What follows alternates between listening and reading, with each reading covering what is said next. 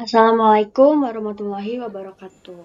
Pada materi sebelumnya, kita sudah membahas mengenai perbedaan dari teks fabel dan teks legenda. Nah, sekarang kita akan melanjutkan materi mengenai struktur teks legenda atau fabel. Nah, hal ini didasari dengan Permendikbud nomor 37 poin 3.16 kelas 7 mengenai mengidentifikasi struktur dan kebahasaan teks fabel atau legenda yang didengar atau dibaca. Nah, adapun pembahasan mengenai mengenai teks ini, mengenai KD ini, yaitu ada struktur teks, kita akan berbicara mengenai jenis dan ciri-ciri, kemudian kebahasaan sama juga kita akan mengenali jenis dan ciri-cirinya. Nah, kemudian kawan-kawan, mengapa sih kita harus mempelajari apa KD ini gitu? Emang apa sih manfaat untuk kita? Tentu ya, yang pertama itu menambah wawasan, yang kedua kita jadi mengetahui isi struktur dari teks tersebut, dan yang terakhir dengan mempelajari struktur teks kita bisa mempermudah diri kita jika kita ingin membuat suatu cerita seperti itu, jadi agar ceritanya itu tidak kemana-mana. Oke, selanjutnya kita akan membahas mengenai struktur, dan untuk kebahasaan kita akan membahasnya di pertemuan selanjutnya. Nah, ini yang pertama ada orientasi. Orientasi ini menceritakan bagian awal dari cerita. Nah, bagian awal cerita itu apa sih? Biasanya dalam teks fabel atau teks legenda itu menceritakan pengenalan dari tokohnya, ada tokoh apa saja, terus latar tempatnya di mana, dan lain sebagainya, seperti kita memperkenalkan diri. Nah, seperti itu. Kemudian yang kedua ada komplikasi. Nah, di sini awal munculnya konflik sampai puncak-puncaknya konflik. Dan biasanya dalam konflik ini kita itu jadi terhanyut gitu, perasaan kita itu jadi ikut terombang-ambing.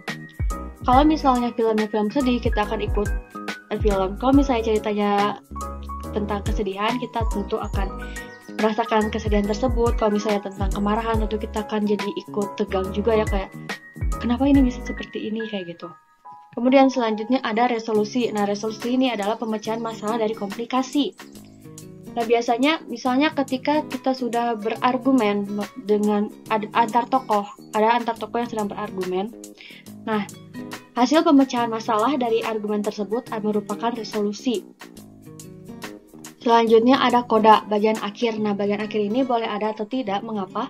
Karena kadang dalam satu teks itu dijelaskan amanatnya seperti apa, dan ada juga yang tidak dijelaskan. Oleh karena itu, bagian koda ini diperbolehkan ada ataupun tidak ada.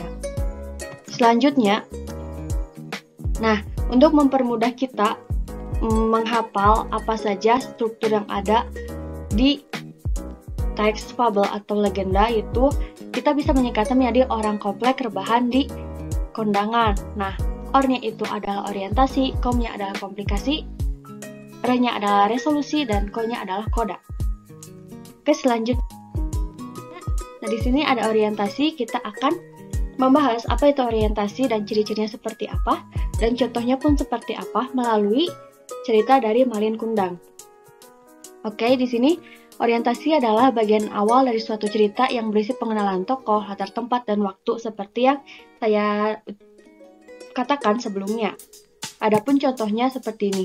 Pada zaman dahulu kala, ada sebuah cerita di sebuah perkampungan nelayan pantai air manis di Padang, Sumatera Barat. Ada seorang janda bernama Mande Rubayah yang hidup bersama anak laki-lakinya yang bernama Malin Kundang. Nah, di sini dijelaskan ya perkenalan, latar tempatnya di mana, terus ada juga nama tokohnya yaitu Mande Rubayah dan Malin Kundang. Selanjutnya ada komplikasi. Nah, komplikasi adalah konflik atau permasalahan antar satu tokoh dengan tokoh lainnya, dan komplikasi ini menuju ke klimaks. Nah, contohnya Mande Rubayah yang menghampiri dan memeluk Malin karena takut kehilangan anaknya lagi. Malin terkejut karena dipeluk oleh ibunya, dan istrinya pun merendahkan Mande Rubayah. Malin tidak mengakui ibunya dan menendang Mande Rubayah hingga terkapar di pasir. Nah, di sini dijelaskan ya, ada suatu permasalahan, yaitu sebenarnya Mande Rubayah tuh karena sangat merindukan anaknya, dia ini menghampiri dan memeluk Malin, tapi Malin ini karena dia sudah sukses gitu, dia tidak ingin mengakui ibunya yang miskin, jadi dia seperti merendahkan, bahkan hingga menendang gitu. Ini jangan ditiru ya kawan-kawan, ini sangat tidak baik. Selanjutnya ada resolusi. Resolusi adalah bagian yang berisi pemecahan masalah. Nah, setelah tadi konfliknya itu Malin Kundang tidak mengakui ibunya.